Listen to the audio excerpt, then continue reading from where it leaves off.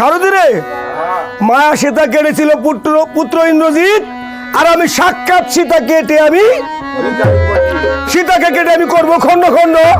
ওরে তবে যুদ্ধ বন্ধ দিবে তপস্বী রামচন্দ্র হে।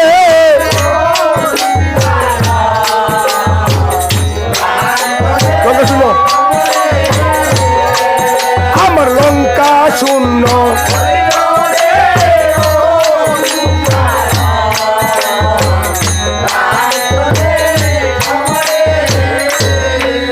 এদিকে রাবণ বলছে, সারথি রণজয় রথখানা সাজাও আমার, এখন যুদ্ধে আমি করিব গমন। ও সাজে রাবণ রাজার রত হে, দেখতে যেমন বিদ্যুতের ঝলকে। ও সাজে রাবণ রাজার রত হে, সাজে রাবণ রাজার।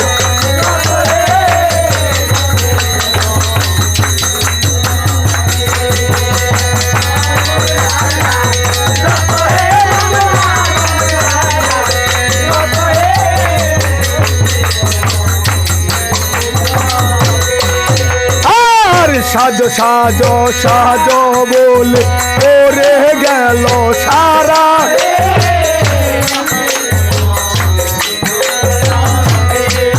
ওরে ৮০,০০০ দোল সাজে ৯০,০০০ তারা।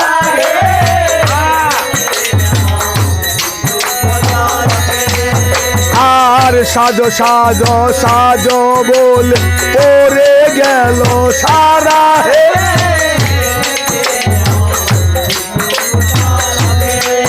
ওরে দোল বাজে করতাল বাজে আর মৃদঙ্গ হে।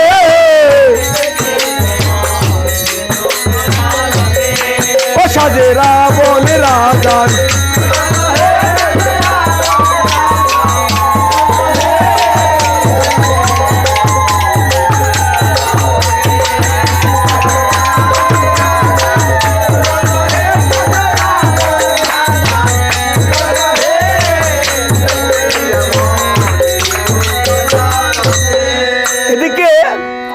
সারথি যখন রথের সাধন শেষ হয়েছে, আর এদিকে রাবণ বলছে মনের কৌতূহলে, তাহলে আমি একটু সেজে নেই।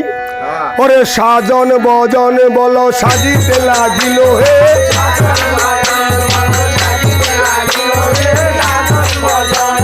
সাজিতে লাগিল হে। ওরে হাতেতে বাঁধিয়া দিল হাতের চোরা পাটা হে, সাজিতে ওরে বুকেতে আটিয়া দিল বুকের চড়া পাটা হে।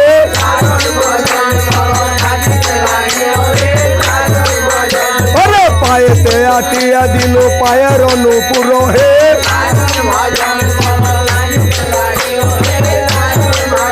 ওরে রক্ত চন্দন ঘষিয়া ললাতে দিল ফোটা হে, সাজন সাজিতে লাগিল হে সাজন।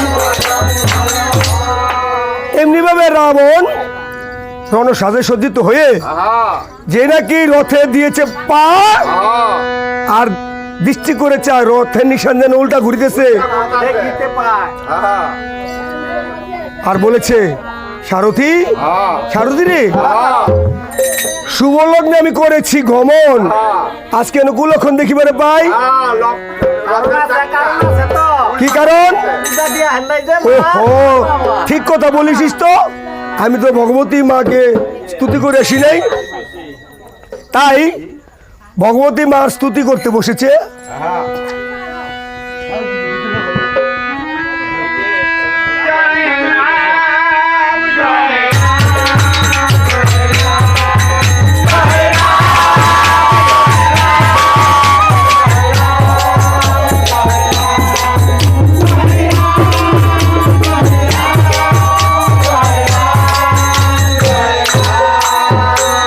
এদিকে রাবণ সারথীকে ডেকে বলছে, সারথি চলো আমরা যুদ্ধে আহরণ করি। আর সারথি একেতে আজ্ঞা পাইলো, পবনের বেগে রথখানা চালাইতে লাগিল। যখন রণক্ষেত্রে গিয়ে ঘন্টায় দিয়েছে টান, সেই ঘন্টার শব্দ রামচন্দ্র কর্ণে প্রবেশ করেছে আর বলেছে, মিত্র হে বিভীষণ, আজ যুদ্ধে এসেছে কোনজন? তাই বিভীষণ বলছে, আঙ্গুলি দিয়ে দেখিয়ে বলেছে, ওরে কহিতেছে বিভীষণ, রথে দেখো নারায়ণ।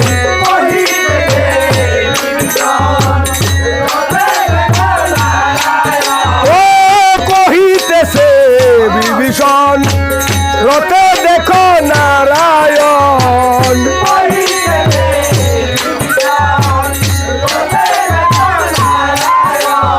আর ছত্রদঙ্গ দোষে দেবগণ, অমরি হায় রে।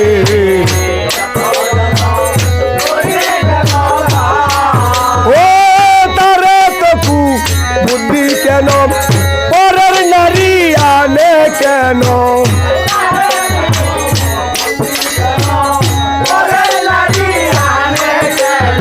আর পরের নারী কেন করে চুরি, অমরি হায় রে।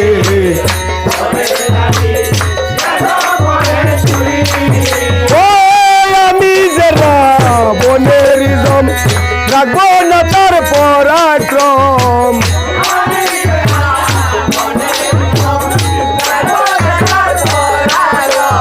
আর মম হস্তে হইবে নিধন, মরি হায়।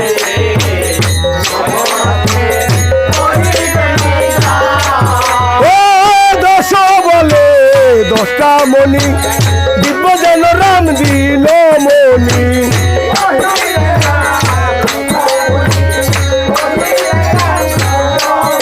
আর দেব মায়া না জানে রাবণ, ও মরি হায় রে।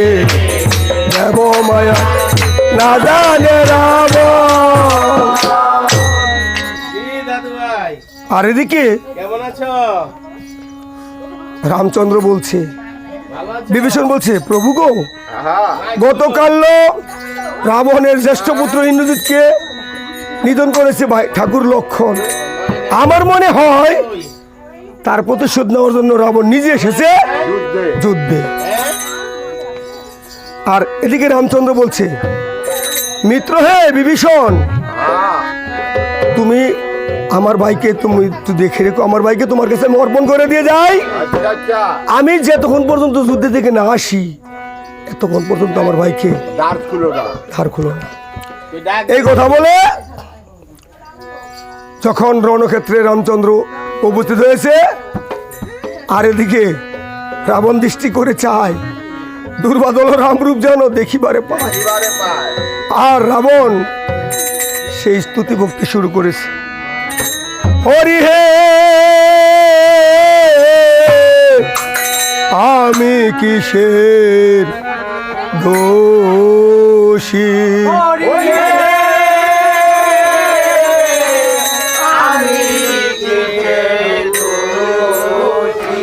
হরি হে আমি কিসের দোষী, হরি হে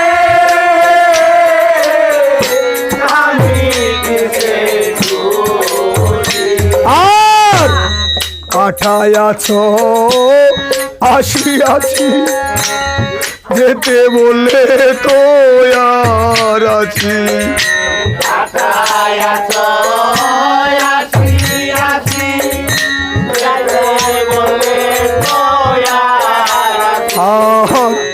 পাঠায়াছ আসিয়াছি, যেতে বলে তো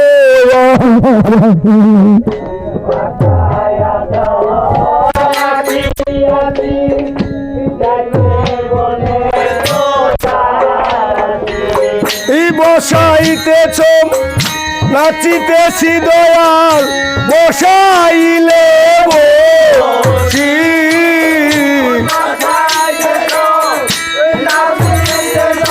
হরিবল হরিবল আমি হরি হে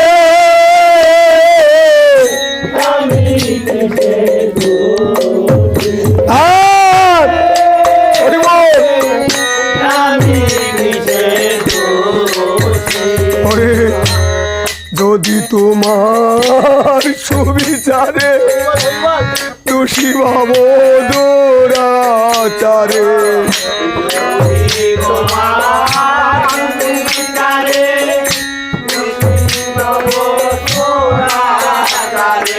আর যদি তোমার সুবিচারে দোষী ভাব দুরাচারে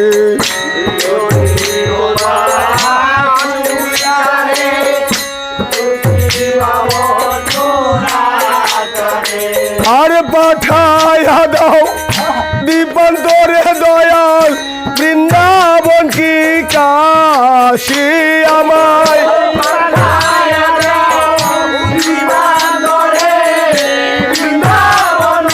কাশী আমি হরি হে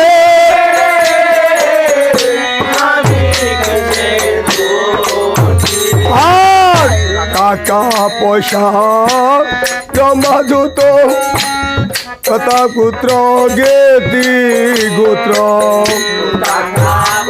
দালান কোঠা দালান কোঠা দালান আর এই সমস্ত কিছু নয় মাত্র আমি যে ব্রহ্মাসী ওগো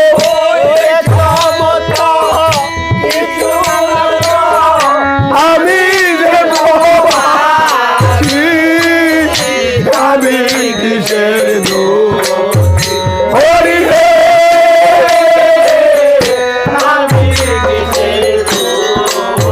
হরি হে আমি কিসের এমনি ভাবে যখন রাবণ স্তুতি ভক্তি করতেছে আর রামচন্দ্র কি করেছে ধনুকবান ফেলে দণ্ডামান হয়ে দাঁড়িয়ে আর বলেছে রামচন্দ্র বলেছে কে বলেছে রাবণ আমার শত্রু রাবণ তো আমার পরম ভক্ত আর কে বলেছে রাবণ আমার শত্রু আর এদিকে রাবণ মনে মনে চিন্তা করতেছে যে আমি যদি প্রভুর সাথে মিত্রতা ভাব করে যাই তাহলে তো প্রভু আমার সাথে যুদ্ধ করবে না আর যদি প্রভুর সাথে মিত্রতা ভাবে যাই তাহলে তো আমি উদ্ধার হইতে পারবো না আর উদ্ধার হতে আমার 7 জন্ম লাগবে আর যদি শত্রুতা ভাবে যাই 3 জন্ম উদ্ধার হতে তাই বলেছে এই বন্ড তপস্বীরাম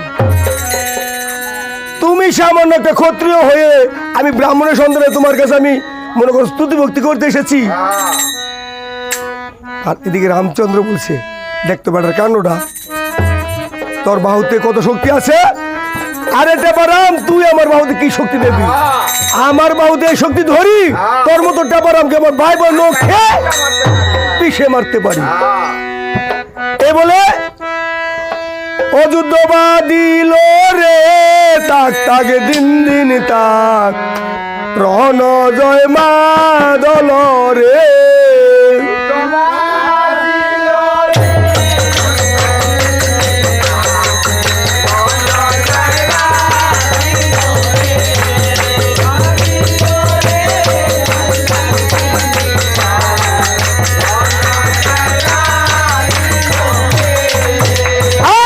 বরুণ অস্ত্র ক্ষেপণ করলো লঙ্কারী রাবণ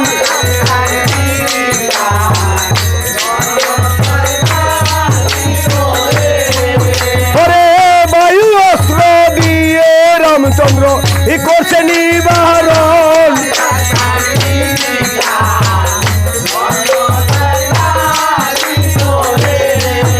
আর পূর্ণিমাসী বান জুড়ে ধো অনুকে দিল টান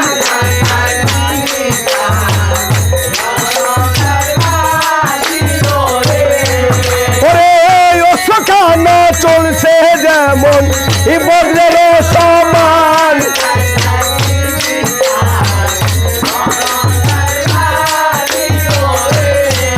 ওরে কেউ কারে চিনতে না রে সমানে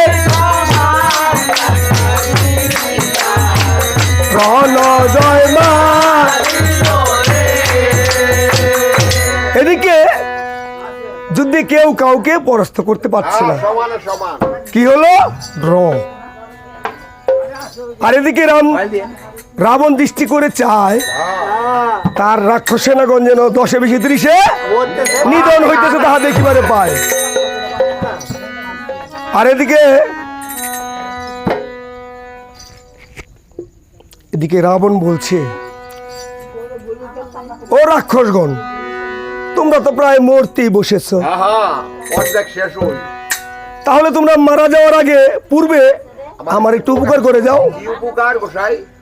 রামচন্দ্রের কণ্ঠস্বর নিয়ে ভাই লক্ষণ বলে একটু মায়া ক্রন্দন করো। আর এদিকে রাক্ষসগণ বলছে, একই বিংশ শতাব্দীতে চতুর্ভুজে উদয় রাম লক্ষণ বড় শত্রুঘ্ন, যদি আমরা লক্ষণের নাম নিয়ে মরতে পারি বৈকুণ্ঠপুরী। ওরে কোথায় রলি রে আমার প্রাণের ভাই লক্ষণ,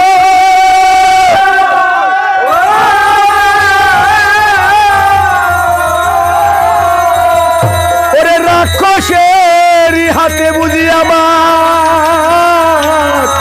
যাবে রে জীবন।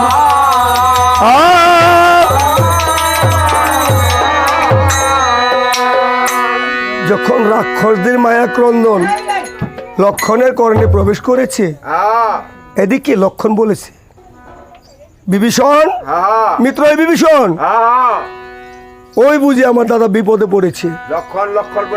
আমার দাদা লক্ষণ বলে ক্রন্দন করতেছে, তুমি দ্বার খুলে দাও, আমি দাদাকে একটু সহযোগিতা করি।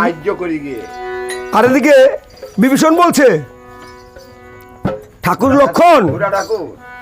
লক্ষণ গো, এটা তোমার দাদার ক্রন্দন নয়, এটা রাক্ষসদের মায়া ক্রন্দন।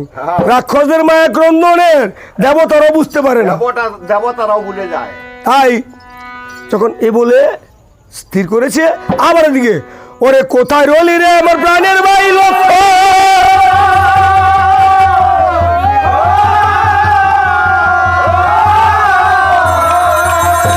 ওরে লক্ষণের, ওরে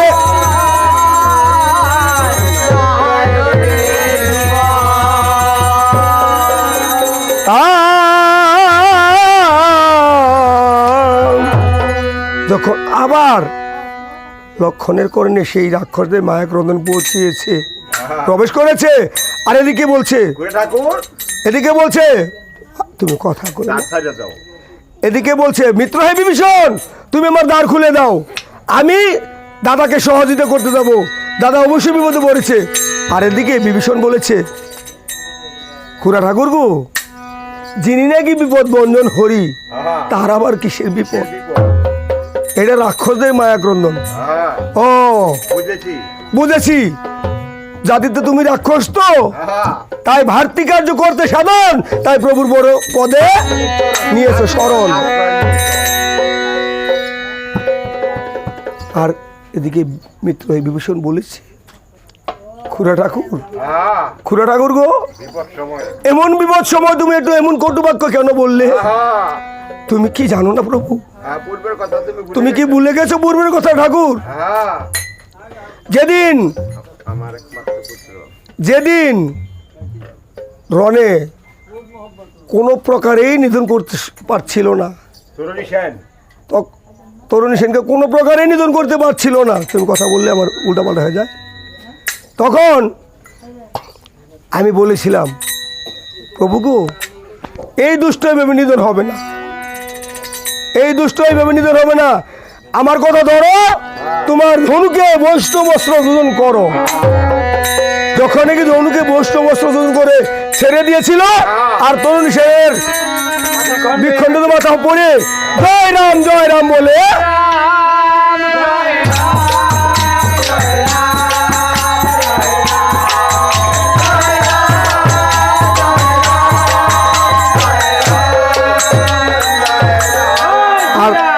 আর তোমার দাদা কি বলেছিল জানো? বলেছিল, মিত্র হে বিভীষণ, এই লঙ্কাতে আমার এমন কোন ভক্ত আছে কোনজন যার কাটা মুন্ড করে রাম নাম কীর্তন। আর তখন আমি কি বলেছিলাম জানো? প্রভু গো, প্রভু, এই দুষ্টটার জন্যই মনটা আমার মাঝে মাঝে লঙ্কায় ছুটে যেত। আর এই দুষ্টটা হলো আমার পুত্র তরুণী সেন। আমার পরামর্শই তুমি। আর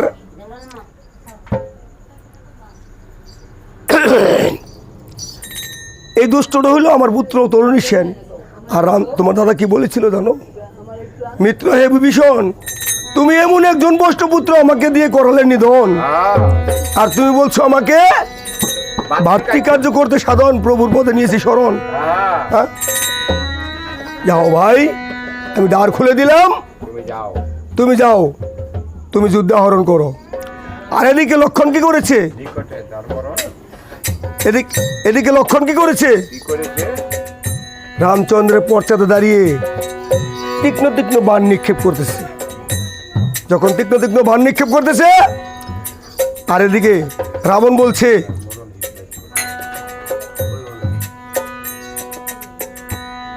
আর রাবণ বলছে, সারথি রে সারথি, রামচন্দ্র কি চতুর্ভুজ মূর্তি ধারণ করেছে রে? তাহলে লক্ষণ এসেছে। ও, তাহলে রামচন্দ্র আমার সাথে অন্যায় যুদ্ধ করতেছে। এই রামচন্দ্র, তুমি ক্ষত্রিয় হয়ে আমার সাথে অন্যায় যুদ্ধ করতেছো? হ্যাঁ, বেটা না রে চোর। এই রামচন্দ্র অদ্যবধি কোনোদিন অন্যায় যুদ্ধ করে নাই কখন। তাহলে তোমরা দুটি ভাই, আমি একা, এটা অন্যায় যুদ্ধ হলো না? কি গোসাই, অন্যায় যুদ্ধ হলো না এটা? তোমরা দুই ভাই, আমি একা।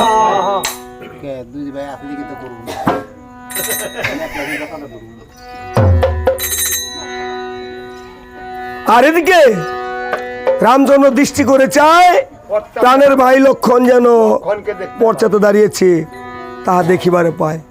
আর বলেছে, লক্ষণ রে লক্ষণ, আজ যেদিকে তাকাই আমি সেদিকে শুধু কুলক্ষণ দেখিবারে পাই।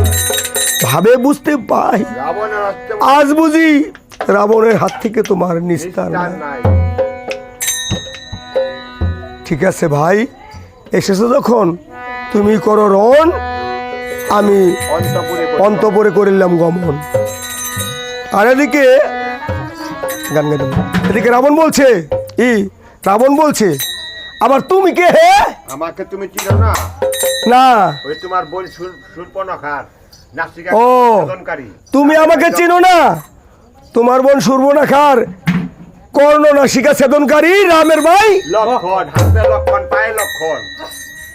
যখন নাকি ভগ্নি নিন্দা কর্ণে প্রবেশ করেছে, আর রাবণ অগ্নিসম হয়ে খেপে পড়েছে। অপমান সহে না রে দরবন্ধনুবান, অপমান সহে না রে দরদনুবান।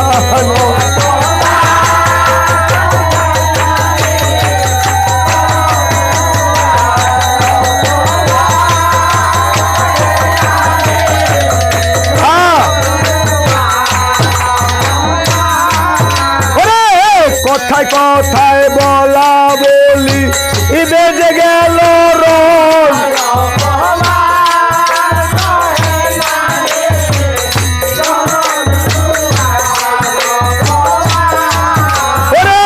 রনের মাঝে হইল কত ইতরনার গর্জন।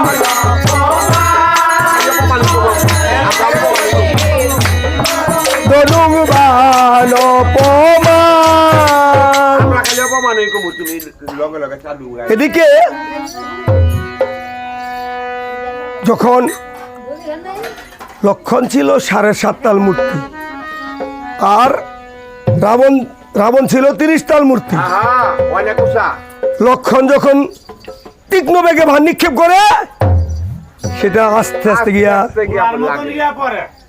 আর রাবণ যখন ধীরগতিতে ভার নিক্ষেপ করে তীক্ষ্ণ বেগে লক্ষণের পক্ষে পতন হয়। আর এদিকে হনুমান বলছি, খুড়া ঠাকুর গো, খুড়া ঠাকুর, তুমি আমার কান্দে আহরণ করো তো, রাবণ কত দেখি রাবণের বাহাদুরি তোমার।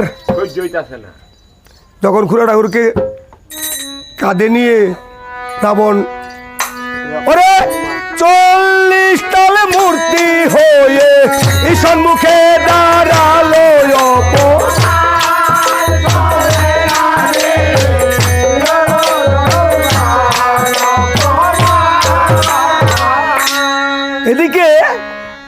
রাবণ বলছে, সারথি রে, সারথি, লক্ষণ কি যুদ্ধ থেকে পলায়ন করেছে রে? না না না, তাহলে উপরে উপরে ধ্যানে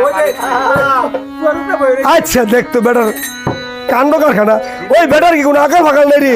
ভাগ কর না, ছিলই কি হলই বাকি। বাকি। আজকে যুদ্ধ আমার লক্ষণের সাথে না, হনুমান, যুদ্ধ হলোই গর্বরার সাথে। তাই হনুমানকে লক্ষ্য করে তীক্ষ্ণ তীক্ষ্ণ বাণ নিক্ষেপ করেছে। হনুমানের হনুমানের বক্ষে যখন ভানে আঘাত হয়ে জর্জরিত হয়ে রুদিত হয়ে, আর এদিকে হনুমান বলছে, খুড়া ঠাকুর, আমার কান্দে খুড়া ঠাকুর গো, তুমি আমার কান্দে থেকে একটু নেমে আসো তো, বেটার বাহাদুরিটা দেখি। যখন নাকি খুড়া ঠাকুর কান্দে থেকে নেমেছে, ওরে একলম্প দিয়ে রাজার রথেতে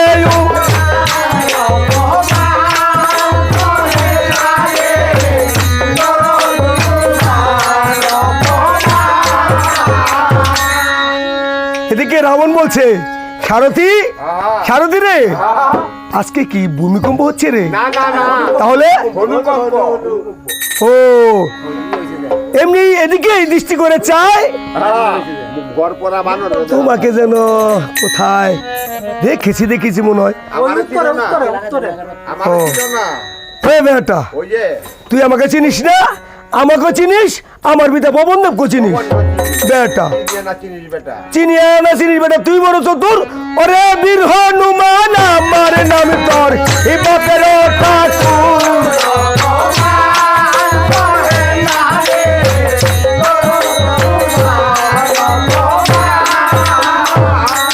এ বলে যখন রাবণের গালে মেরেছে চাপড়, চাপেতে হয়েছে ফাপড়, ফাপড় হয়ে ধ্বংস গেলি সব। বেটারে ভিতর আর এদিকে বলেছে, সারথি রে, আহা সারথি, আহা, আমার গায়ে তার জোর বল নাই রে সারথি। এদিকে যখন রাবণকে যখন চাপড় মেরেছে, আর মন্না ধরি বলে ডাকতে আরম্ভ করেছে। আর হনুমান বলেছে, জীব যদি কোনো বিপদে পড়ে, বেটা দেখ কাণ্ডটা, আরে জীব যদি কোনো বিপদে পড়ে তাহলে আমার তিষ্ঠ দেবতার নাম স্মরণ করে। প্রভুর নাম স্মরণ করে, আর ওই কি করেছে? স্ত্রীর নাম স্মরণ করে, স্ত্রীর নাম ডেকে ধরে ডাকতেছে, খুব ভক্ত। তাই নাকি? এ কথা তো বলেছে, আবার এক চাপড় যখন মারেছে, ওরে আর যদি মারি চাপড়, এই রামচন্দ্রের দোহাই অপমান।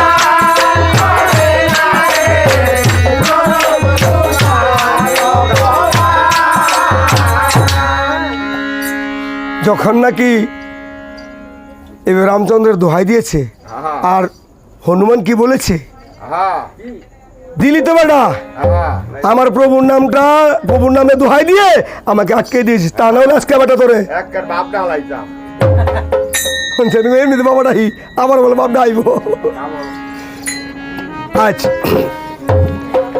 এ বলে বলছে, সারথি রে, সারথি, আমাকে যদি বাঁচাতে চাস তাহলে শীঘ্র করে আমাকে লঙ্কাপুরে নিয়ে চল। কাপড়ে নিয়ে চল। আর এদিকে সারথি বলেছে, মহারাজ, আহা, এটা যুদ্ধ, এটা রণক্ষেত্র, আহা, এখান থেকে বললেই যাওয়া যাবে না, এইভাবে যাওয়া যাবে না। কারণ আহা, আমার কথা ধরো, হ্যাঁ। লক্ষণের কাছে তুমি 10 দণ্ড সে ছুটি নাও, সময় চেয়ে নাও। ছুটি নাও।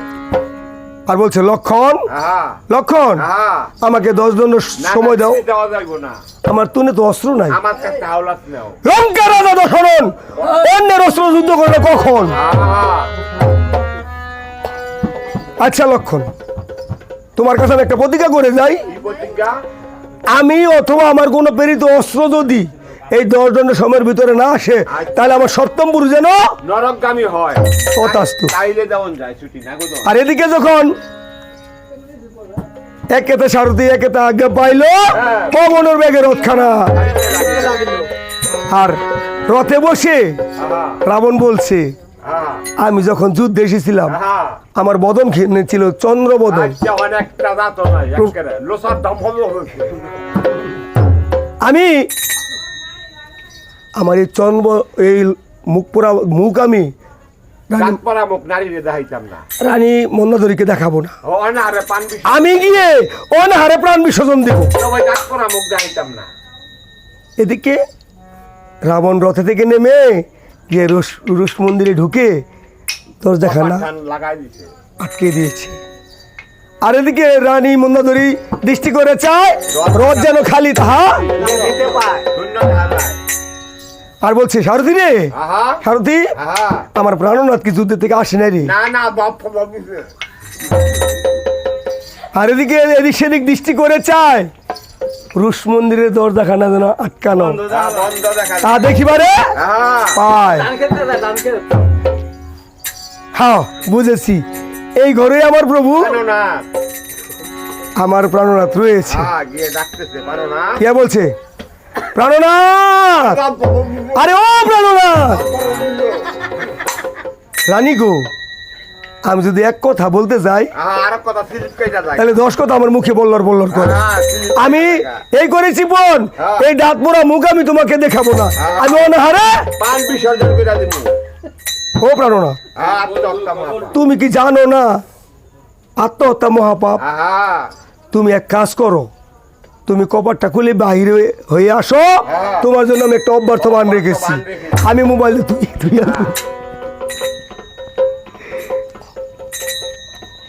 এদিকে যখন রাবণ দরজার কপাট খুলে বেরিয়ে এসে দৃষ্টি করে চায় ফটিকের স্তম্ভে অভ্যর্থমানের মুখে যেন আগুন জ্বলতেছে তাহা দেখিবার পায়।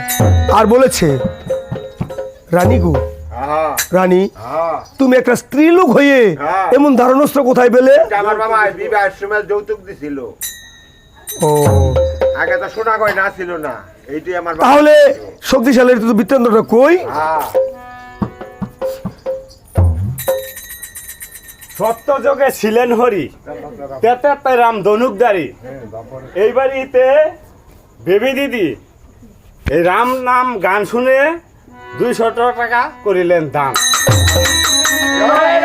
আরো 200 টাকা আরো আছে, আরো আছে। করিল আরেকজনে দান।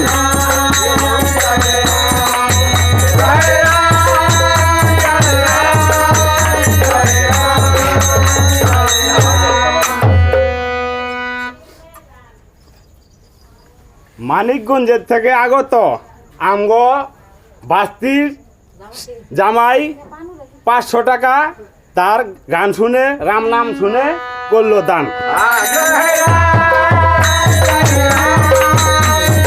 আচ্ছা,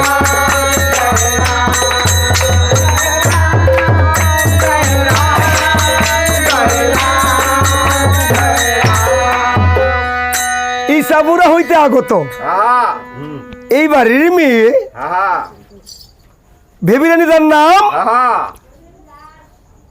শুনিয়াই রামায়ণ গান আহা তাকে প্রভুর চরণে 200 টাকা করলেন প্রদান।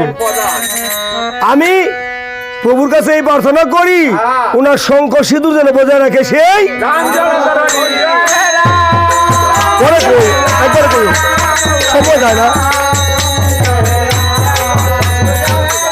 এদিকে আরেক ভক্ত একবার আরেক ভক্ত কি করেছে দেখো, নাম কি?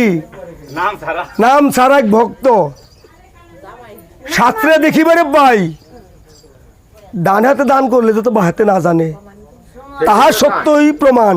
আহা তাই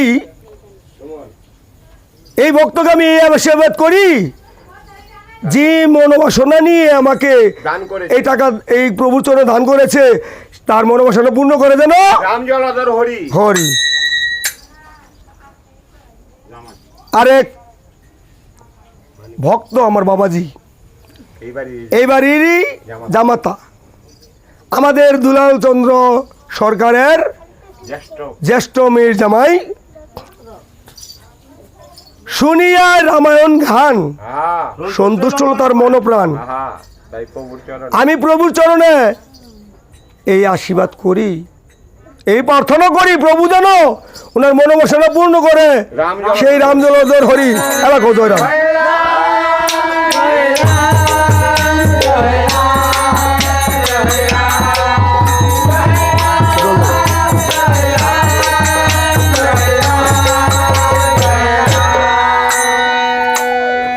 এদিকে শতরক্ত জবা দিয়ে অগ্নিকে যখন পূজা দিয়েছে আর শক্তি জাগ্রত হয়েছে আর বলেছে, মহারাজ মহারাজ, ছিলাম আমি নিদ্রিত। আমি ছিলাম নিদ্রিত, অকালে কেন করলে আমার জাগ্রত? জাগ্রত।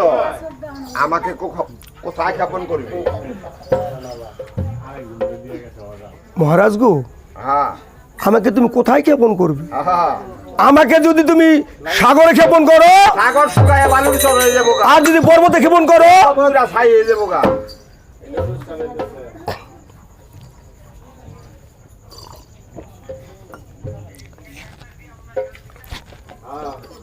আর রাবণ বলছে, হ্যাঁ শক্তি রে, হ্যাঁ আমি তোকে পর্বত ক্ষেপণ করব না, সাগরও ক্ষেপণ করব না। হ্যাঁ। আমার পুত্র ইন্দ্রজিৎকে যে নিধন করেছে রামের ভাই লক্ষণ, আমি তার বুকে পতন করবো। পতন করব। আর শক্তি বলছে, এই সামান্য একটা কাজের জন্য তুমি আমাকে অকালে জাগ্রত। অকালে জাগ্রত করেছো মহারাজ। সমস্ত কাণ্ড। আর এই সমস্ত কাণ্ড করে সময় 9 দণ্ড অতিবাহিত হয়ে চলে গেছে। এক দণ্ড বাকি রয়েছে। আর এদিকে রাবণ বলছে, সারথি হ্যাঁ সারথি রে, হ্যাঁ আমাকে নিয়ে চলো যুদ্ধে। হ্যাঁ। আর এদিকে সারথি বলছে, মহারাজ গো, এক দণ্ড বাকি আছে। মহারাজ, যেই 10 দণ্ড সময় তুমি নিয়ে এসেছিলে তার 9 দণ্ড অতিবাহিত হয়ে চলে গেছে, এখন মাত্র 1 দণ্ড সময় এই আছে। দণ্ডে বুঝে যাইতাম পারবো এই 1 দণ্ড সময়ে আমি রণক্ষেত্রে পৌঁছতে পারবো না। না। তবে প্রভু, আমার কথা ধরো, অব্যর্থবান যখন যার নাম নিয়ে ছাড়বে সে নিশ্চয়ই মরবে। নিশ্চয় মরবে। আরে শত রক্ত জমে দিয়ে শক্তি যখন ছেড়ে দিল,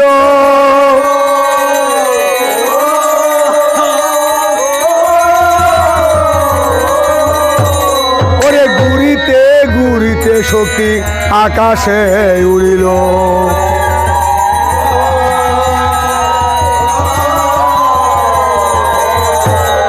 ওরে আকাশে উড়িয়া শক্তি দৃষ্টি করে চায়,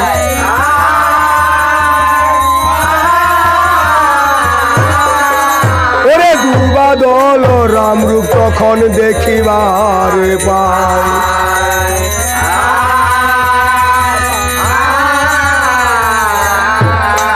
ওরে নিঃশ্রেতে নামিয়া শক্তি প্রভুর চরণে করিল প্রণাম।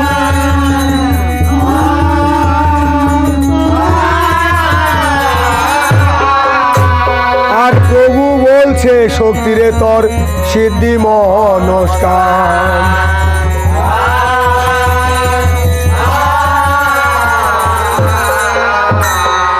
আর এদিকে যখন শক্তির কাছে ভাইয়ের মৃত্যুর কথা শুনে বলছে, শক্তি রে, হ্যাঁ শক্তি, হ্যাঁ তুই এ কি দারুণ কথা শুনালি রে শক্তি। হ্যাঁ। শক্তি রে, তুই কি জানোস না শক্তি, আমি রাজা রাজত্ব ছেড়ে এই বনবাসে একমাত্র লক্ষণকে নিয়ে হ্যাঁ। বেঁচে আছি শক্তি। আমার সেই চন্দ্রবদন সীতা ছিল, তাকেও রাবণ হরিয়ে নিয়েছে, একমাত্র আমারই ভাই লক্ষণই আমার জীবন শক্তি। ওরে আমার লক্ষণ বিনে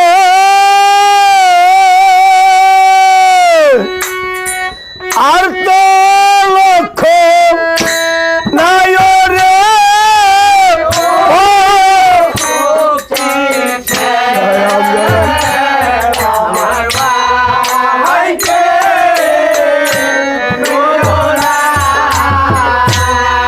লক্ষণ বিনে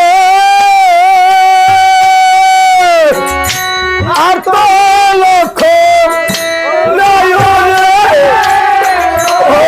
জয় রাম জয় রাম জয় রাম জয় রাম।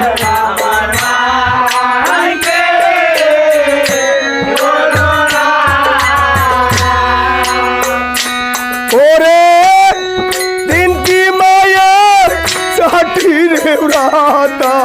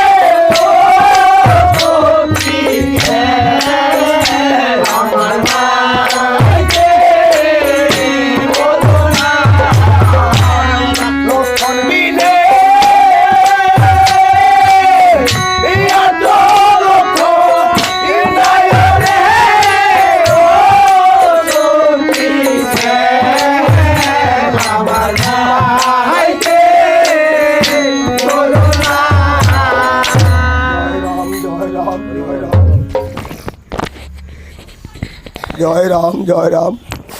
এদিকে রামচন্দ্র যখন ভাই ভাই বলে এমনিভাবে ক্রন্দন করতেছে, আর আর শক্তি বলেছে, প্রভু গো প্রভু,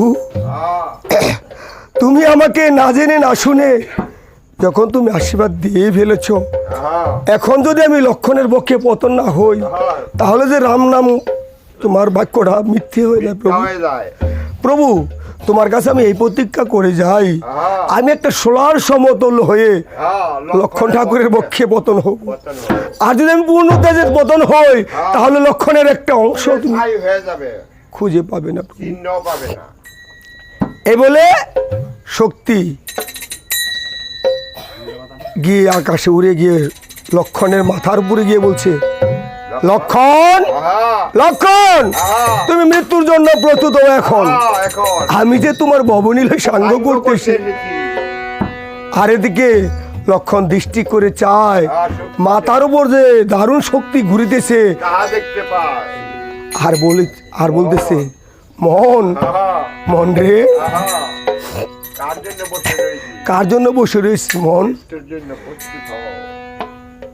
এসেছো যখন, যেতে তো হবেই রে মোহন। তাই লক্ষণ করো জোরে আকুল প্রাণে বলছে, জয় রাম জয় রাম জয় রাম জয় রাম।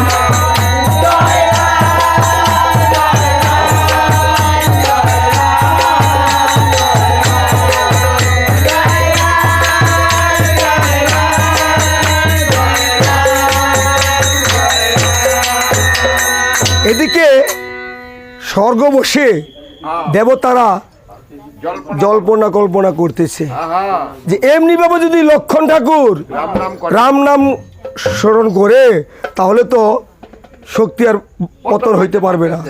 তাই সরস্বতীকে ডেকে বলছে, সরস্বতী যাও, তুমি দুষ্ট বুদ্ধি নিয়ে লক্ষণের কণ্ঠে বসবতী পাও, রাম নামটা বিস্মরণ করে দাও, বশবতী হয়ে রাম নাম বিস্মরণ করে দাও। যখন নাকি সরস্বতী কণ্ঠে বশবতী হয়েছে, আর এদিকে লক্ষণ ঠাকুরের অহংকার বেড়ে গিয়েছে।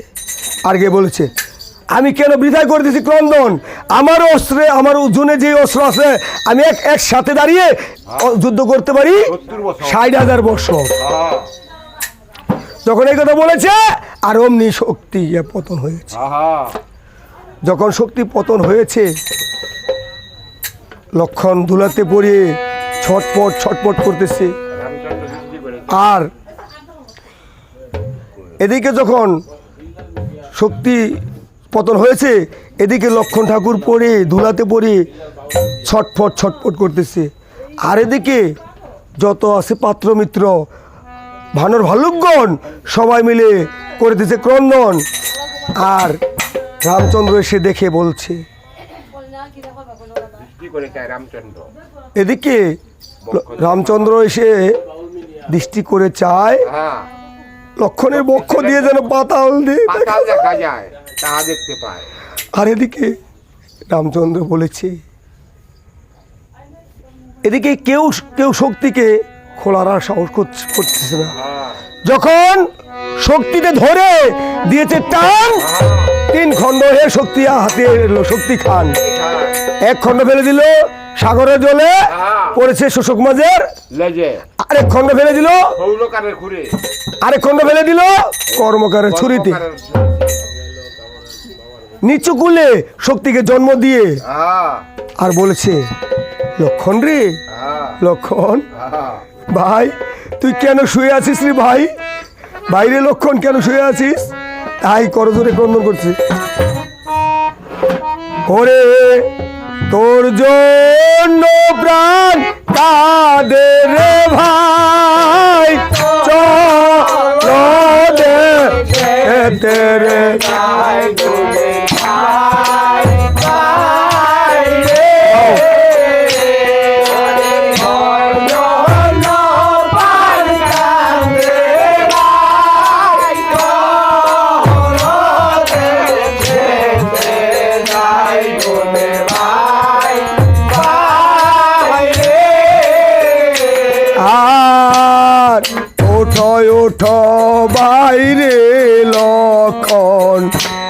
কত নিদ্রা যায়।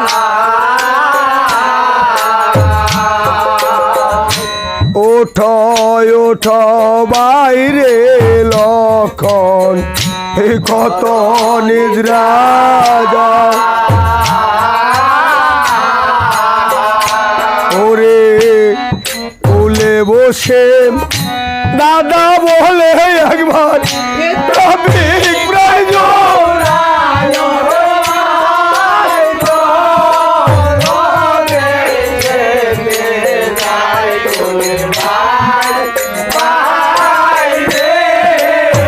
ও বাইরে কুলে বসে দাদা বলে ট্রাফিক প্রয়োজন।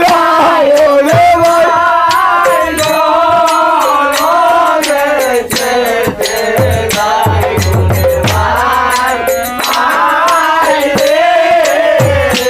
ওরে আমরা এলাম বনবাসে বাইরে দেশে মরল পিতা।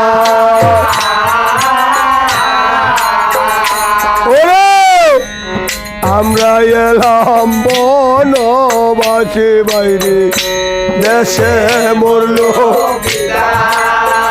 জয় রাম জয় রাম। ওরে রাবণে হো প্রিয়া নীল আমার চন্দ্রমুখী।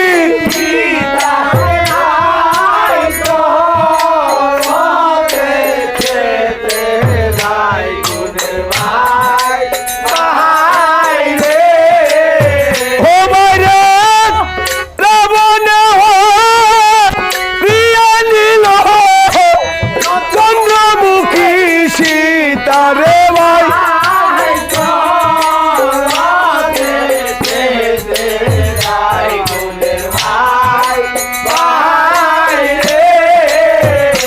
ওরে তোর জহন প্রাণ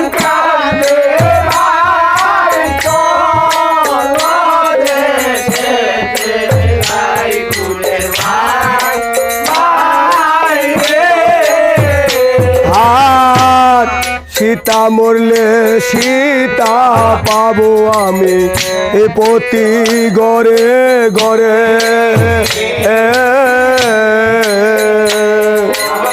আর সীতা মরলে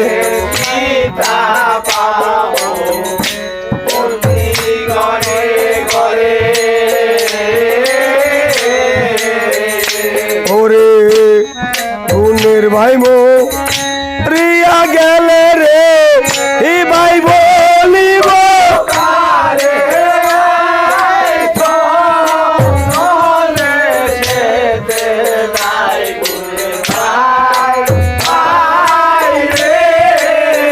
ও বাইরে গুণের ভাই মো রিয়া গেলে ভাই বলিব কারে রে।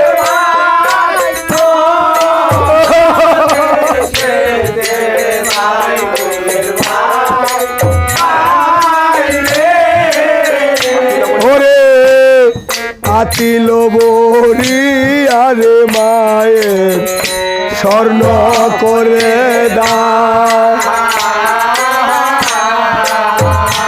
ওরে পাতিল বরি আরে মায়ের স্বর্ণ করলে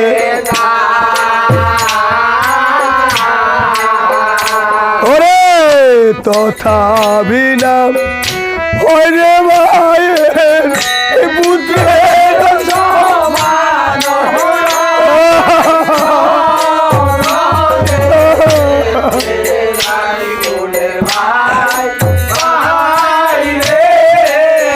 ও বাইরে তথা বিনাম ওরে মায়ের পুত্রের সমান।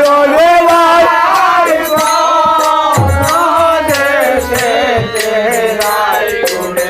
জয় রাম জয় রাম। আর বিদেশে বি থাকে পুত্র মারা যায়।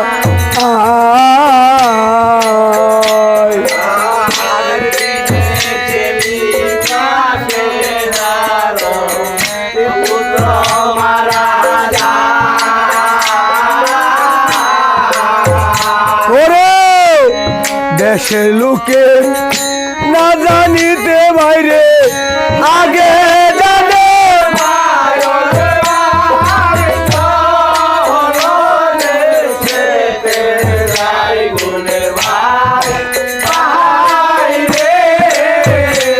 আর দেশে দাউরে ভক্তরে হনু বইল মায়ের আগে আবার আর দেশে যাওরে ভক্তরে হনু হে বইল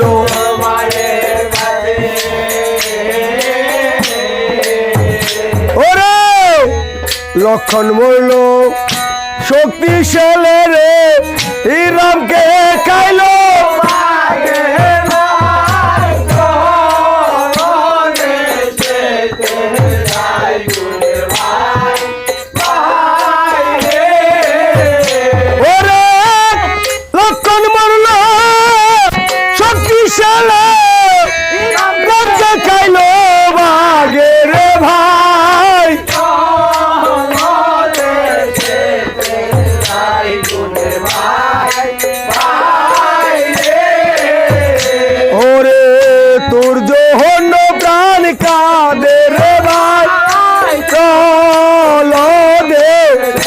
তেরে যাই গুণের গাও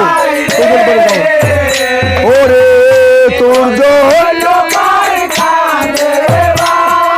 দুমলি দুমলি ওরে তোর জন্য প্রাণ কাঁদে রে ভাই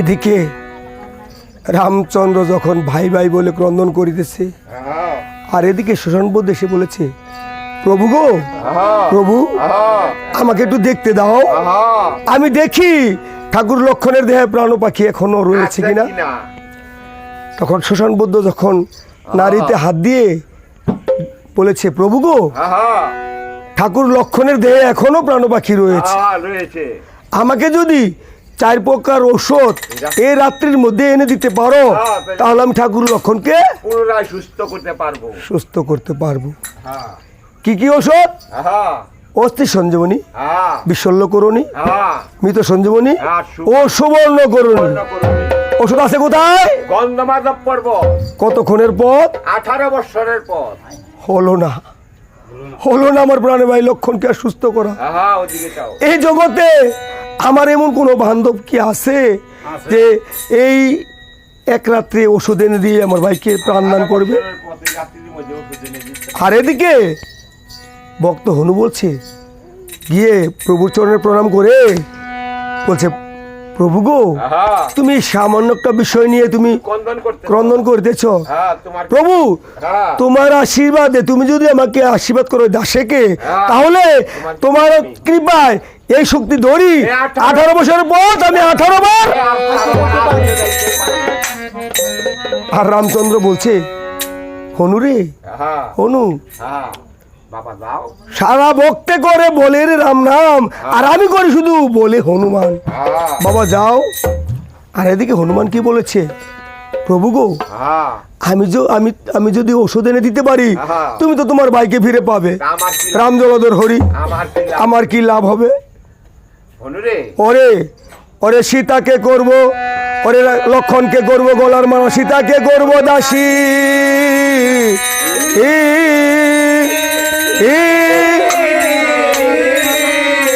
ওরে তোমাকে বানাবো রে হনু আমার হাতের মোহনবাসী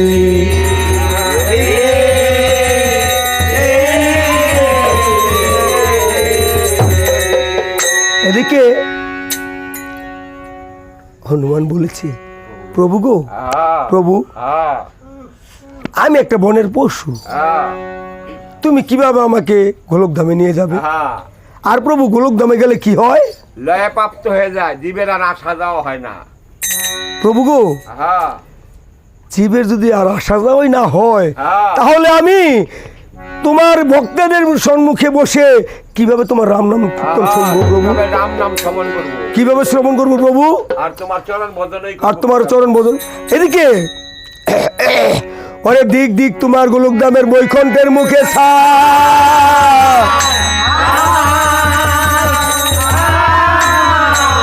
হরি বল হরি বল। ওরে জন্মে জন্মে আমি যেন তোমার যুগল চরণ পাই।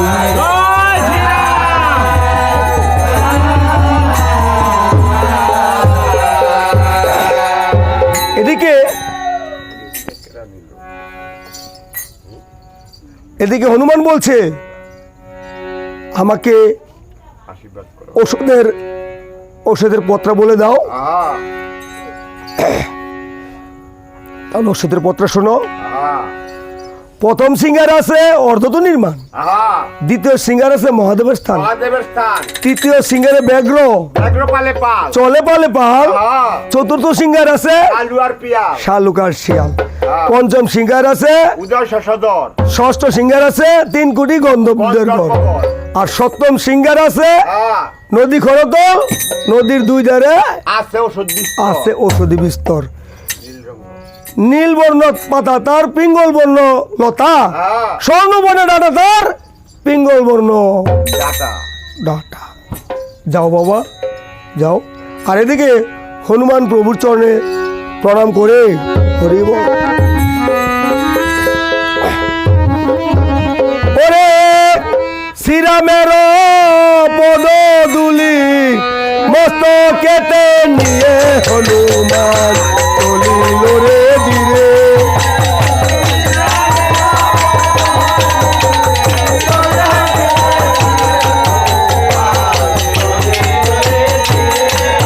আরে হে মনানন্দে যায় হনু, এই ভক্তির বাদাম দিয়ে হনুমান, আর প্রভু পদে হনুমান করিল প্রণাম হনুমান। ওরে প্রভু বলছে হনু রে তোর এই সিদ্ধি মানসিক কাম ধীরে হনুমান চলি। বুঝে না? হ্যাঁ ওরে সজনে সই বইটা টানে এ গুণটানে দর্জন হনুমান। ওরে শ্রীরামের পদ দুলি এই মস্তকেতে নিয়ে হনুমান চলিল রে ধীরে হনুমান। এদিকে হনুমান যাচ্ছে ওষুধের কারণে, হ্যাঁ, রাবণ রাজা আর রাবণ রাজা লঙ্কাপুরে সব দেখ। সব তোই দেখতাছে বইয়া বইয়া। আর বুঝা খাও। এদিকে এত রাত্রে গড়পড়া যায় কোথায়? হ্যাঁ ও বুঝেছি বুঝেছি, ওই লক্ষণপুরে যে শক্তিশীল বাহানে আর গড়পড়ে যাচ্ছে ঔষধের কারণে। আর এদিকে কালনিমি কালনিমি বলে ডাকছে গণগণ। হরে কালনিমি কালনিমি বলে যাচ্ছে গণের গণ হনুমান চলিল রে ধীরে। কালনিমি কাল ওরে শ্রীরামের পদ দুলি মস্তকেতে নিয়ে হনুমান চলিল রে ধীরে।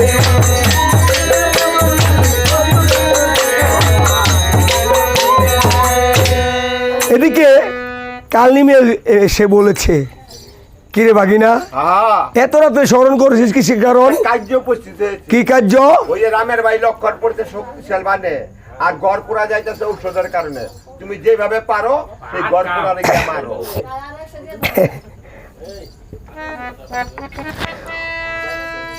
হনুরে আরে রাবণ রে হ্যাঁ কার্যগুরু তোর, ওরে গড়পুরারি নাম শুনিলে গায়ে আসে জ্বর হনুমান। ওরে শ্রীরামের পদধূলি ওরে শ্রীরামের পদধূলি মস্তকেতে নিয়ে হনুমান চলিল রে ধীরে। মামা, হ্যাঁ, ও মামা, হ্যাঁ। আমার কাছে একটা যুক্তি আছে, কি যুক্তি? তুমি আমার যুক্তি কেন শোনো। হ্যাঁ, এই যে সরব- ভাগিনা রে, হ্যাঁ, ভাগিনা, হ্যাঁ। যত যুক্তি বলিস তুই সব যুক্তি মিশে ওরে কোন যুক্তি খাটবে না রে গপুরারি কাছে হনুমান চলিল রে। কোন যুক্তি ওরে শ্রীরামের পদধূলি মস্তকেতে। ও মামা, হ্যাঁ। তুমি আগে আমার যুক্তি কেন শোনো। কি যুক্তি? তুমি এক কপট সন্ন্যাসীর বেশ ধারণ করো, হ্যাঁ, হ্যাঁ। কপট সন্ন্যাসী বেশ ধারণ করে ওই গন্ধকালিনী নদীতে হ্যাঁ, সরোবর আছে। একটা সরোবর আছে, ওইখানে একটা কালী কুমির আছে। কলে বলে, কলে কৌশলে, চলে বলে কলে কৌশলে। কলে কৌশল যদি ওকে মারতে পারো সরোবরে যদি পাঠাইতে পারো, হ্যাঁ। তাহলে পরে পরে এই কার্যটা উদ্ধার হয়ে তাহলে আচ্ছা বাগিনা, আমি যদি, আমি যদি মারতে পারি তাহলে আমার কি দিবে? তোমাকে আমি অর্ধেক রাজত্ব দেবো, অর্ধেক লঙ্কা দিবি। অর্ধেক লঙ্কা তোমাকে আমি ভাগ করে দেবো। ওই অর্ধেক লঙ্কা দিলে হইতো না। তাহলে ওই আরো 10,000 রয়েছে না? হ্যাঁ। 10,000 রমণী রয়েছে না? হ হ 10,000 তোমার, 5,000 তোমার আর 5,000 আমার। আচ্ছা দিলাম। আরো একটা রয়েছে। আবার কোনটা ওই রয়েছে? জ্যেষ্ঠ সুন্দরী হলো রানী মন্দাদরি আর হলো সীতা সুন্দরী। তুমি যদি যাও রানী মন্দাদরি, আমি নেবো সীতা সুন্দরী। ও তোমার না বাগিনা বউ, গন্ডকে বললে ছাড়তাম না। দেখছেন গো গোসাই কি কয়, কি কয়। আচ্ছা ঠিক আছে মামা যাও। এদিকে কালনিমি কি করেছে? এক কপট সন্ন্যাসী বেশ ধারণ করছে। ওরে মায়ার পুতুল গো ধীরে চলে কালিনী, ওরে মায়ার পুতুল গো ধীরে চলে কালিনী।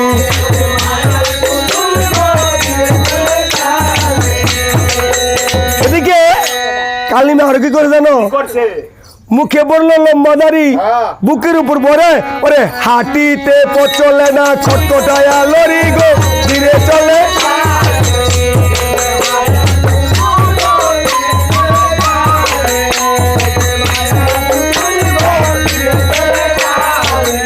এদিকে এদিকে আর কি করেছে জানো? কি করেছে? কাকড়ার মাটি গুলে দিল তিল ফোটা, ওরে হাত পেট বাসায়া চলে যেন জম্বুকের বেটা গো ধীরে চলে।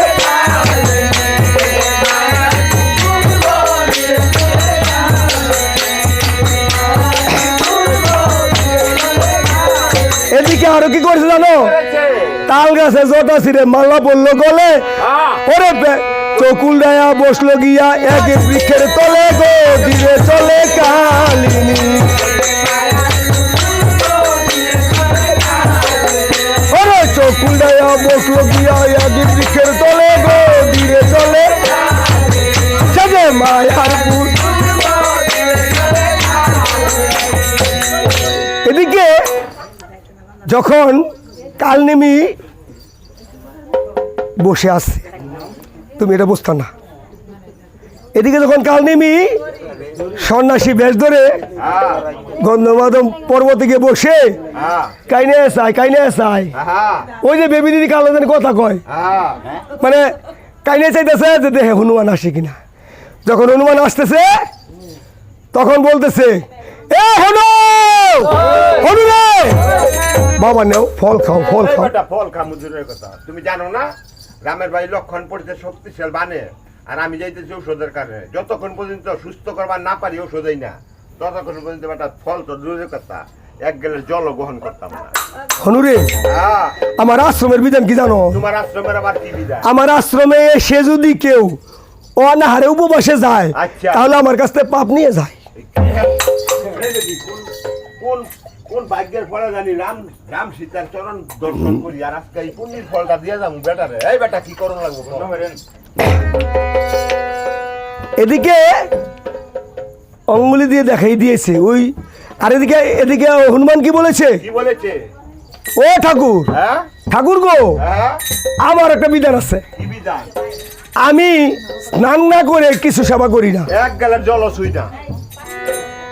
তাহলে রেকালনিমি আরো আনন্দ খুশি হয়ে গেছে, হ্যাঁ, কারণ বড় বড় কার্য উদ্ধার হয়ে যাবে। সরোবর অঙ্গুলি দিয়ে দেখিয়ে দিয়েছে ওই সরোবর থেকে স্নান করে আসো।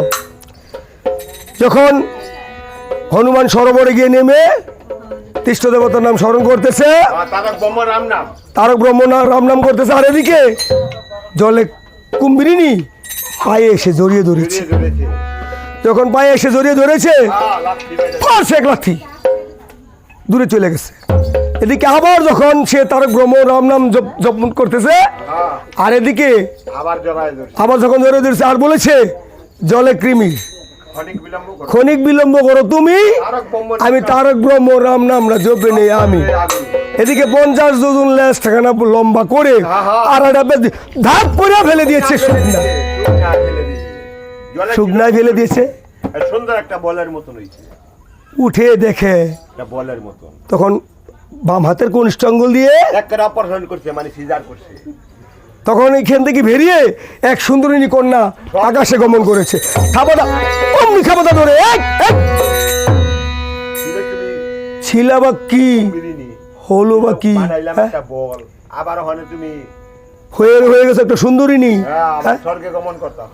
ও তোমার করে দেখিবি না মরি কি নমুনা,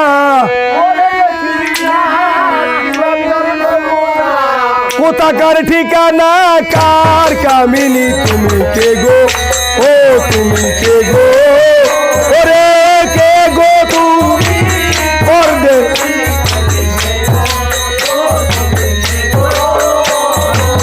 কোথায় যেন দেখেছি ভুলিয়া গিয়েছি, আবার দেখা পেয়েছি কার কামিনী তোমায়।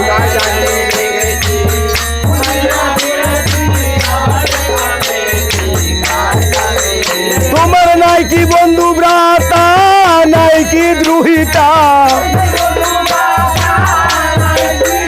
ওরে নাই কি বন্ধু ভ্রাতা, নাই কি দ্রোহিতা, কোথাকার কামিনী কার কামিনী তুমি কে গো, ও তুমি কে গো।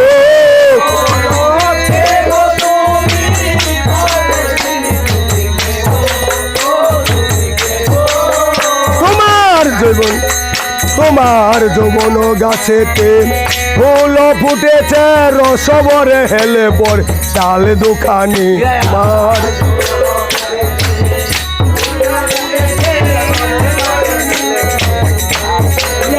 তোমার রূপের তুলনা জগতে মিলে না, তোমার রূপের তুলনা জগতে মিলে না, ওরে চন্দ্র সূর্য হইতে শ্রেষ্ঠ ধনী তুমি কে গো, ও তুমি কে গো, কে গো।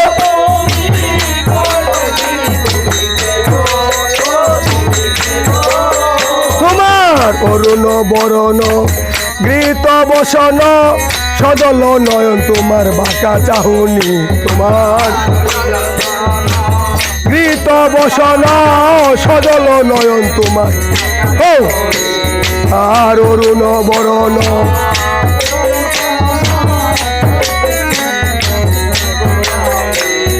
গোসাই শিবুর বাণী শুনো গো জননী, গোসাই শিবুর বাণী শোনো গো জননী, আমি অন্তিমে যেন ওখানে তুমি কে গো, ও তুমি কে গো, ও গো কে গো ও তুমি কে। এদিকে বলেছে ও মেরা দিয়া বসত বাড়ি দিবসের উপলক্ষে আইলো এই বাড়ি। দোলনের মেয়ে তরি 200 টাকা রামচন্দ্র নামে করিল দান। দোলন কি এর তরি, সোনার তরি না রূপার তরি না কি এর তরি? আমি বলতেছি বাবা দাঁড়া। দোলন আমার ওয়াইফের ছোট বোন, তোমার সম্পর্ক কি হয়? ওয়াইফ কি এটা? তোমার মা। জানি তোমার। যাক,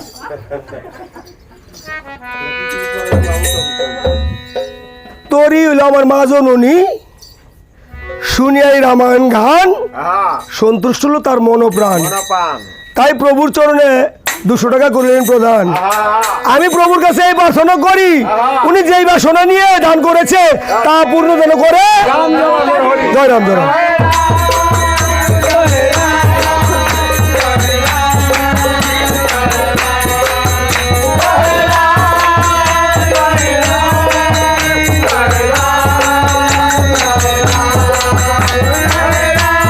একবার করে বলুন, একবার করে বলুন। এদিকে এদিকে জোয়ার দেয় না কেন তুমি? এটা তোর মায়ের জিগা। দোকান দিলে কি হয় জানো না তোমরা? এদিকে বলছে, হ্যাঁ কথা কই না, কথা কথা কইলে নেটে জায়গা। এদিকে বলছে, হনুরে হ্যাঁ, আমি ছিলাম স্বর্গের নর্তকী। হ্যাঁ, একদিন দক্ষমণির সাথে আমার অঙ্গটা পরশ হয়েছিল। হ্যাঁ, ঢুস লাইগা গেছিল গা। তখন দক্ষমণি আমাকে অভিশাপ করেছিল হ্যাঁ, যে আজ হইতে তুই কালীগঙ্গা নদীতে কুম্ভরিণী হয়ে জন্মগ্রহণ করবি। জন্মগ্রহণ করবি। তখন আমি অনেক কান্নাকাটি করেছিলাম, বলেছিলাম প্রভু মণিবর, হ্যাঁ, মণিবর গো, হ্যাঁ, আমাকে যে তুমি অভিশাপ দিয়েছো, কিন্তু আমার মুক্তির বিধান, মুক্তির বিধান হলো ত্রেতা যুগে রাম অবতারে রামের প্রধান ভক্ত হনুমান। হ্যাঁ, হনুমানের চরণ বর্ষে তুই উদ্ধার হইতে পারবি। উদ্ধার হয়ে আবার স্বর্গে গমন করিবি। হ্যাঁ, তুমিও বাবা আসো না। তুমি বাবা আসছো না, আর আমিও উদ্ধার হইতে পারি না। তবে কৃপা করে যখন চরণ দুলি দিয়েছ, হ্যাঁ, তাহলে যাওয়ার সময় তোমাকে একটা উপকার করে কি যাই। উপকার? তুমি যখন আমার উপকার করছো তাহলে তোমার তো করণ দরকার। ওই যে বসে আছে না, ওই যে হ্যাঁ, সন্ন্যাসী, সন্ন্যাসী। এটা কিন্তু আসল সন্ন্যাসী না, কেটাইটা এটা রাবণের মামা। কাইলা। আর এদিকে আলনিমি কি করেছে, বড় পাঠাই দিয়া সরোবর পাঠায় দিয়ে যখন আসতে বিলম্ব হচ্ছে, আনন্দ করতেছে। এদিকে হ্যাঁ হ্যাঁ, আনন্দে আত্মহরে টান্ন করেছে। হ্যাঁ, উত্তর নানি বলঙ্কা দক্ষিণে নানি। ওরে উত্তরে না নিব লঙ্কা, দক্ষিণে না নিব হে, রে চলে কালিনী।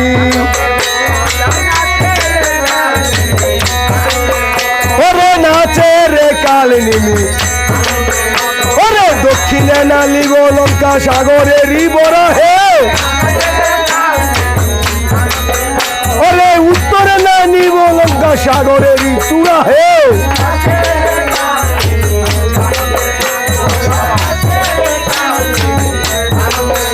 ওরে লঙ্কা গিয়া মধ্যখানা ভাগ করিয়া নিব হে, ধীরে চলে কাল সে যে মায়ার পুতুল গো। এদিকে যখন এরকম আনন্দ করতেছে, হ্যাঁ, দৃষ্টি করে চায় হনুমান যেন সম্মুখে দেখিবারে। আর কইতা বাবা বাবা ফল খাও, ফল খাও। এরকম করে কাঁপতেছে। এই বেটা ফল খাও, ফল খাও। আমি চিনি না রে বেটা, তুই যে রাবণের মামা কাইল্লা নিজ মূর্তি ধারণ করে হনো। তুমি কি বলছো বাবা, আমি একটা বৃদ্ধ সন্ন্যাসী। আরে তুই বেটা রাবণের মামা কাইল্লা, তুই আসল রূপ ধারণ কর তাড়াতাড়ি। এদিকে আগে হলো বলা বলি, তারপর ঠেলা ঠেলি, পরে ধাক্কা ধাক্কি, ধাক্কা ধাক্কি, পরে পরে ঘুষাঘুষি, দুই বীরের ভারে টলমল করে পর্ব।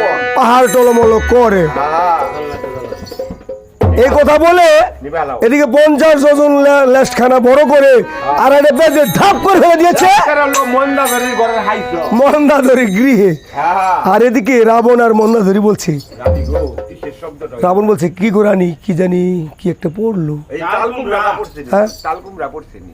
আমি তো তালকুমড়া গাছ লাগাই নাই গোসাই। তাহলে কি পড়লো? বলের আচ্ছা, গিয়ে দেখে একটা সুন্দর একটা বল। বলের আকারে। হ্যাঁ, এই বল কোথেকে আসলো? না স্টেডিয়ামতে মারলো, খেলা হতো না একটা। খেলাও নাই। না, যখন লাড়াচাড়া করতেছে আর পেটের ভিতর থেকে হাত পাওয়া বেরিয়েছে, কইতাছে মামা বন্ডকলে যাও, মামা বন্ডকলে আর বলছে ও মামা তোমার এই কাজ। তোমার এই কার্য বন্ধক দিতে না মামা। হ্যাঁ, তখন রাবণ দিশাহারা হয়ে দিবাকর দিবাকর বলে ডাকছে গণকর। ডাকতে আরম্ভ করেছে। হ্যাঁ, আর অমনি দিবাকর এসে বলছে, রাবণ মহারাজ রাবণ হ্যাঁ এত এই অসময় আমাকে কেন এত রাত্রে কেন স্মরণ করেছ? উদয় আর হইতে হবে। রাবণ বলছে তোমার এখন উদিত হইতে হবে। রাত্র তো দ্বীপ্রহর। কিছুক্ষণ আগে না উদয় হয়ে এসেছি, হ্যাঁ এখন রাত্র দুইটা বাজে, এখন কেমন উদয় হই?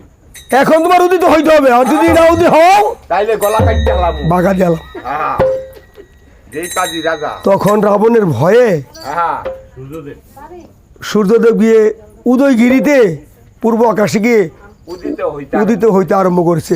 আর হনুমান দৃষ্টি করে চায় পূর্বের আকাশটা যেমন একটু ফর্সা ফর্সা দেখা। দেখিবারে পায়। হ্যাঁ আর গিয়ে বলছে সূর্যদেব, সূর্যদেব হ্যাঁ তোমারই বংশদাতা সব। ও ঠাকুর, হ্যাঁ তোমার বংশজাতক সন্তান রামের ভাই। রামের ভাই লক্ষণ পরে শক্তিশাল বানে, হ্যাঁ আর আমি যাচ্ছি। ঔষধের কারণে। তুমি যদি এখন উদিত হও, হ্যাঁ যদি লক্ষণ ঠাকুরের গায়ে সূর্যের তাপ লাগে এর লক্ষণ ভালো হবে না এই জ্বর। এ ধরায়, হ্যাঁ। আর রামচন্দ্র ওই না হারে পান বিসর্জন করে দিব। প্রাণ বিসর্জন করবে। হনু রে, হ্যাঁ হনু, যেই কাজী রাজা আমিও তো রামের মঙ্গল। রামের মঙ্গল কামনাই করি, হ্যাঁ কিন্তু আমি যখন উদিত না হই তাহলে যে রাবণের হাতে তো আমার নিস্তার নাই। তার নাই। আর এদিকে হনুমান বলছে, এইভাবে কাম হবে না। এদিকে হনুমান বলছে হ্যাঁ রামকার্য গোসাই এইভাবে কথায় কাজ হয় না। না না না তো বলছে কিছু আবার। তোমার নাম কি গো ঠাকুর? আমার নাম হইলো ভানু। আর আমার নাম হলো হনু। তাতে কি হইলো? নুনু নুনু এ নুনু নুনু বই না গেল। মিত্রতা। ওই বেটা তুই হইলি বেটা বনের বানর, আর আমি হইলাম সূর্যদেব দেবতা। এই মিত্রতা কি শোভা পায় কোনোদিন? বুঝা গেছে কাজ হবে না, হইলো হইলো মিত্রতা। বুঝা গেছে কাজ হবে না। ও ঠাকুর, হ্যাঁ তুমি আমার কাছে আসো, তোমার সাথে একটা কানে কানে কথা বলি। কি বলবা তুমি? যখন কানে কানে কথা বলতে আসছে অমনি ধরে অক্ষস্থলে, আর মনে মনে কি আর মনে মনে চিন্তা করতেছে আমি যদি 6 মাস আর না যাই। গোসাই, হ্যাঁ এই দুলালের মেয়ে ধান বিজাইছে, যদি 6 মাস সূর্য উদয় না হয় তাহলে এই ধান সিদ্ধ করবো কেমবে? উগাইবো কেমবে? হ্যাঁ, ওটা কথা ঠিক করি। ধান, কারণ সূর্য না উঠলে তো ধান শুকনো যাবে না। পয়সা যাইবো। ও, বুঝতে যাইব। আচ্ছা, যখন এদিকে এই সমস্ত কাণ্ড করে ঔষধের নাম। এই সমস্ত ই করে গিরি পর্বতে, এই গন্ধমাত পর্বতে উদয় হয়েছে, উপস্থিত হয়েছে। উপস্থিত হয়ে বলছে এই গন্ধবকন, আহা গন্ধবকন, আহা তোমরা কি বলতে পারো এই 4 প্রকারের সৎ? আহা না না না, আমাদের রাজা আছে। তোমাদের রাজার নাম কি? আমাদের রাজার নাম হইলো হারু। শুনছেন কোথায় কি নাম? এরূপ নাম শুনছেন কোনো সময়? হার হু বলে। আহা আচ্ছা, তোমাদের রাজা কি গিয়ে বললো যে রামের দাস হনুমান এসেছে ঔষধের কারণে। আহা গিয়ে বলছে ও মহারাজ, আহা কোন দায়িত্বের অনেক বানর আইছে, বলে কি রামের দাস হনুমান ওই ঔষধের লিগা।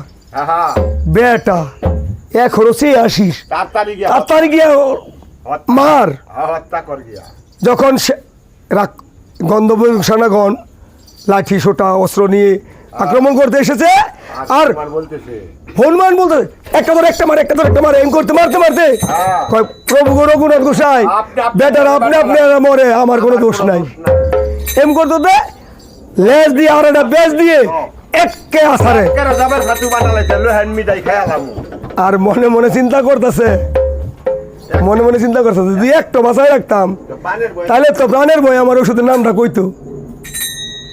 রঘুনাথ গোসাই গো, তোমার নামের যেন কলঙ্ক। প্রভু তুমি সত্য, তোমার নাম সত্য, তোমার নামের যেন কলঙ্ক না হয়। আহা তাই জয়রাম বলে যখন পর্বত দিয়েছে হাতে টান, 16 সমান হয়ে পর্বত এসেছে। আসলো পর্বত খান। এখন যখন রওনা দিয়েছে হ্যাঁ আর মনে মনে চিন্তা করতেছে আমি এই যেই পদ্মায় সেই পদ্মা যাইতাম না। আমি লঙ্কার পথ ছেড়ে দিয়ে অযোধ্যার পথে যাব। অযোধ্যার পদ্মা যাবো। অযোধ্যার পথে যখন গমন করেছে, আর এদিকে শত্রুঘ্ন দৃষ্টি করে চায় রামের রামদাদার পাদুকাকে কে যেন অসম্মান করে অমর্যাদা করে যাচ্ছে। যাচ্ছে। হ্যাঁ আর এদিকে বলছে দাদা, হ্যাঁ বড় দাদা গো, হ্যাঁ তুমি যেই রাম পাদুকাকে সম্মান করে তুমি তার পাশের চেয়ারে বসে রাজত্ব চালাইতেছ, হ্যাঁ। আর সেই পাদুকাকেই কে যেন মর্যাদা করে যাচ্ছে। অমর্যাদা করে। হ্যাঁ, বাটুল বানটালো তাড়াতাড়ি। আর এদিকে বাটুল বান খানে নিয়ে বাটুল বান ধনুকে যুদ্ধ করে যখন ছেড়ে দিয়েছে, হনুমানের পায়ে বিদিত হয়েছে, হ্যাঁ, বিদিত হয়ে বলছে। আস্তে আস্তে নাম। আর এদিকে হনুমান জয় রাম কু বলে নিচে নেমেছে। যখন নিচে নেমেছে তখন বলেছে, কে রে তুই আমার এমন বান্ধব, এমন মধুমাখা রাম নাম কে শোনালি?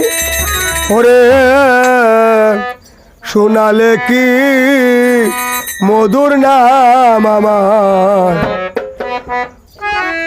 ওরে এমন বান্ধব কে আছে রে, রাম নাম শোনায় বিরাম, শোনালে কি মধুর নাম আমার। আর এমন বান্ধব কে আছে রে, রাম নাম শোনায় বিরাম, ওরে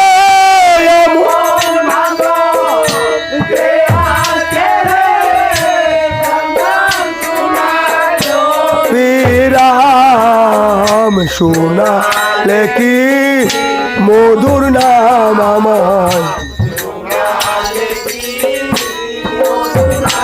আর কবে তখন ন প্রহরে মনের আধার যায় রে গুছে, কবে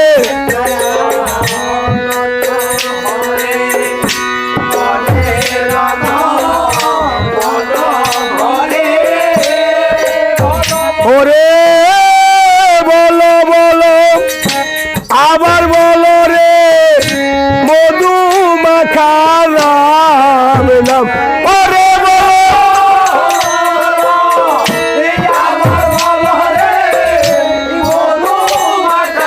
রাম নাম শোনালে কি বলো।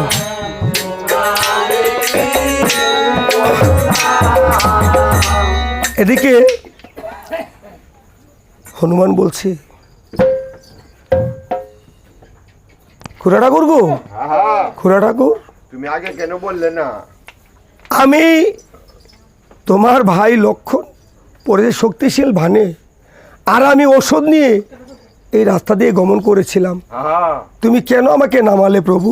হ্যাঁ, তুমি আগে কেন বললে না? হনু, আর এদিকে ভরত বলছে, হনু রে, তুই আগে কেন হনু বললি না?